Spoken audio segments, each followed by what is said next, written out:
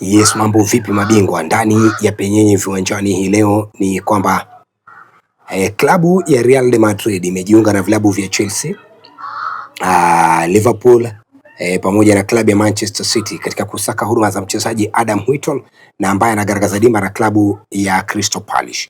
Hata hivyo, Palace wamesema kwamba watahitaji kima cha euro milioni 65 ili kuweza kumwachilia Huijton, na ambao wanasema huenda akagharimu fedha sawia na awalizoachilia Eberechi Eze nazo. Kama hakuna yeyote atakayetoa senti kiwango kama hicho, huenda ikawa vigumu kwa wanapalis kuweza kumwachilia mchezaji huyu Adam Huijton. Huijton amekuwa muhimili katika safu ya kati ya timu ya Crystal Palace, huku akimezwa mate na vilabu mbalimbali moja kwa moja. Vinginevyo ni kwamba Federico Chiesa amesema kwamba huenda akaondoka klabu ya Liverpool na kuelekea katika klabu ya Juve katika dirisha hili la uhamisho la mwezi Januari. Chiesa hajakuwa na ile nafasi ya kucheza licha ya kwamba basi klabu ilikataa kumuuza katika dirisha la uhamisho la majira ya joto mwezi Julai mwaka jana.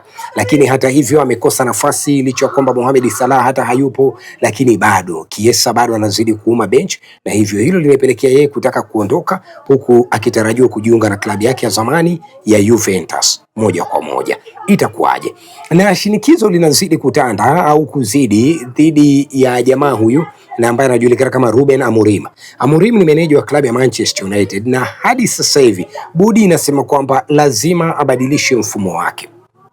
Yes, mfumo ambao Amorim anautumia hauendi vizuri. Na hata hivyo Amorim katika press conference yake hivi majuzi imeonekana kulenga kana kwamba kuna migogoro hapa kule, akisema kwamba yeye hakuja kuwa coach wa Manchester United bali manager wa Manchester United. Sijui tofauti basi ipo ndio, lakini sijui alimaanisha nini haswa akielekeza vile. Je, aliwekwa katika viwango na ambavyo ameshushwa sana kinyume na ambavyo angehitaji kuwa, au ni kipi kinaendelea? Inaarifu kwamba yeye na bodi kidogo hawaelewani, kero linaingia kutokana na mfumo wake, na yeye amesisitiza kwamba habadili mfumo, pengine wambadili yeye. Je, itakuwaje? Ndio muda wa kumfuta Amorim au tukubali tu, tubahatishe tu tupambane, pengine itajipa. Ya Arsenal sasa hivi inaonekana kujipa baada ya miaka kadhaa. Itakuwaje?